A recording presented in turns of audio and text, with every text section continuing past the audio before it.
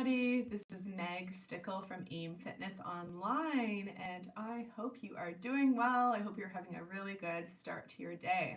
So in today's video, I'm going to be talking to you about the 4 beliefs that are required in order to lose weight. So I think many of you know me, but if you are not familiar with who I am, I'm the owner of AIM Fitness, where we offer fitness and nutrition for adults 50 plus. I've been working as a certified personal trainer and a fitness instructor for adults 50 plus for the past 15 years. It's hard to believe, don't know where the time goes. And last year I became certified as a weight management consultant. So I've been offering a lot more on weight loss, and I know that's a really big topic for so many people who have been very sedentary, who are really juggling what life looks like, being retired, being home, maybe not being quite as active as you once were. So today I want to really dive deep into the topic of what needs to change with our thinking.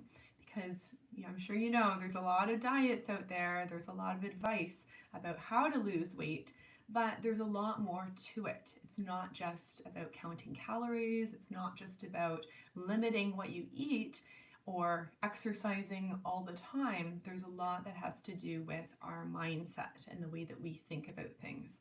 So I'm going to be sharing with you 4 of those beliefs that are really, really common, that come up quite a bit with my clients, and that I've heard a lot about over the years. So whether you find that you're hard on yourself, maybe that you really turn to food because you're feeling emotional or there's stuff going on in your life, maybe you've struggled with your weight for a really long time, I'm going to be answering and giving you new thoughts to think, and that can really help you with your weight loss journey.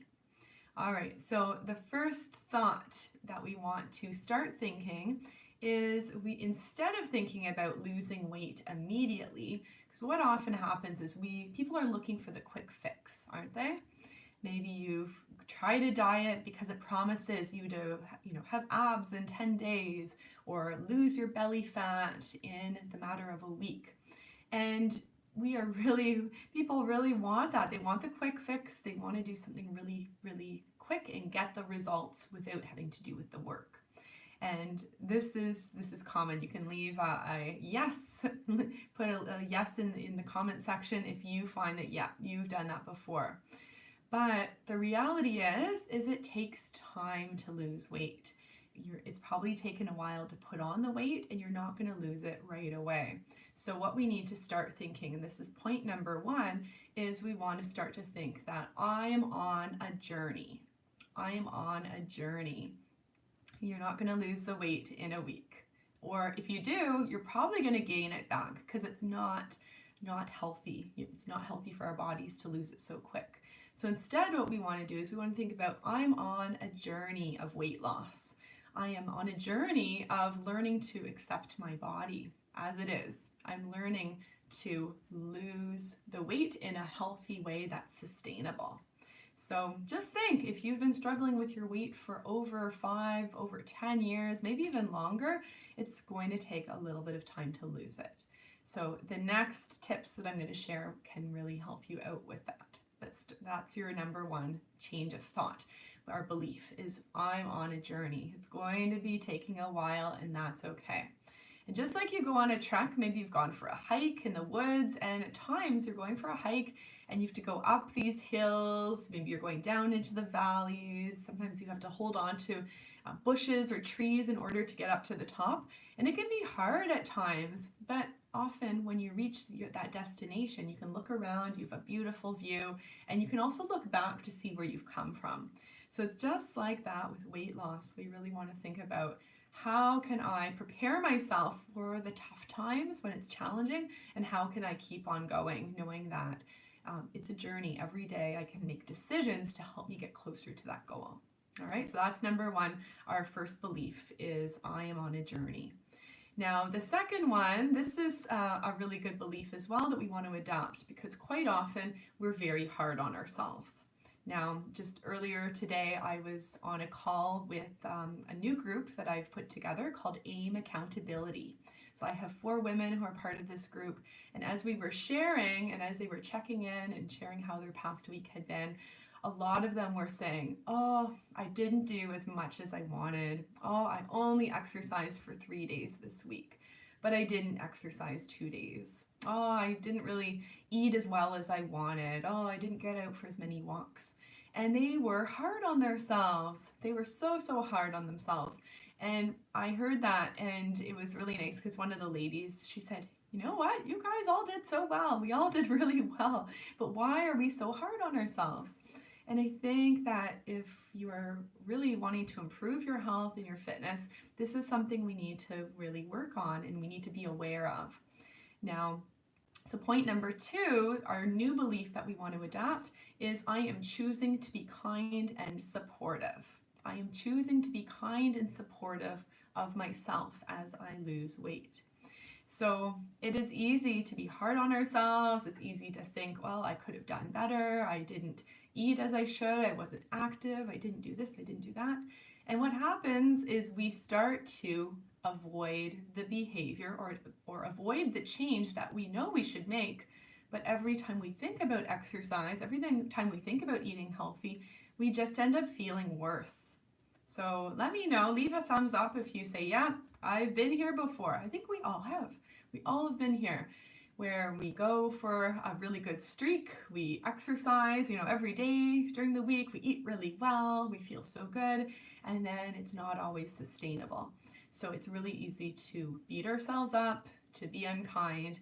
And instead, we want to pause and just focus on all the good things that we are doing instead of the things that we're not doing. Now, I'm going to pause before I move on to our next. We've got 2 more tips for you, but I want to let you guys know that if you're enjoying this video, I am doing a free webinar on November the 25th at 10 a.m. Eastern Time, and I would love to have you join me. So I'm going to be talking about specific tips, holiday tips, for how to lose weight during the holidays. So I'm going to be sharing some nutrition tips, some fitness tips, really, really practical things, including some recipes that you can take to your family gathering that are low calorie and healthier options. So I will leave that link down below if you want to join me for that. It's going to be so much fun. We already have so many people signed up, and I'd love to have you join me too. All right, so let's carry on back to our next point. So we are talking about our 4 new beliefs that are required for weight loss. So number 3, we want to be focusing on nutritious food. So what do we want to be telling ourselves? I fuel my body with nutritious food. I fuel my body with nutritious food. Now this is a really good belief to have and to focus on, because quite often, and I've worked with many people who want to lose weight, is we turn to food for many, many reasons other than fueling our bodies. Can you relate with this? I'm sure you can as well. So sometimes we turn to food for emotional reasons. So maybe this is for positive emotions. Often our culture is North American culture, we really focus on having food for celebrations. So if there is an anniversary, if there is a birthday party, a retirement party, a wedding, there's always food. So we turn to food to really say, hey, let's celebrate, let's go out to eat, let's have a cake, let's eat out, let's treat ourselves. Now, we can also have the opposite where we turn to food if we're feeling negative emotions. So this can come up if you had a really stressful day at work, if you're feeling really tired, if you're feeling maybe discouraged, something bad happened, and you say, oh, I deserve this, I'm going to have this, I'm going to treat myself to this, I'm going to eat this. So what happens when we turn to food for both positive and negative reasons is we kind of get away from the point of what food is meant to do. So food is meant to energize us. It's our whole body requires the nutrients and requires food to turn it into energy so that we can do what we need to do. so we can sleep well, so we can have energy to work, to exercise, to see friends and family, to function. All of our organs require the nutrients in order to do so.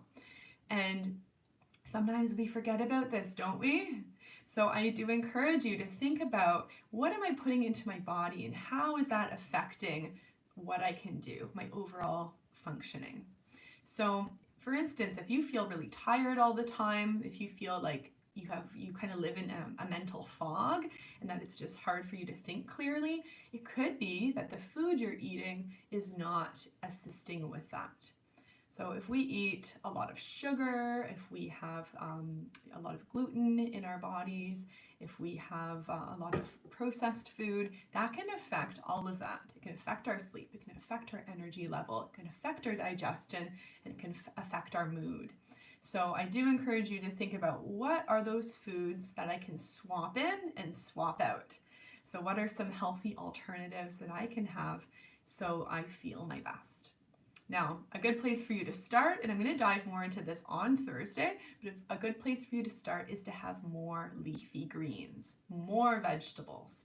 Now, I live in Canada, and the Canadian food guidelines say you've got your plate, you want to have at least half your plate with fresh or cooked or grilled vegetables and fruit.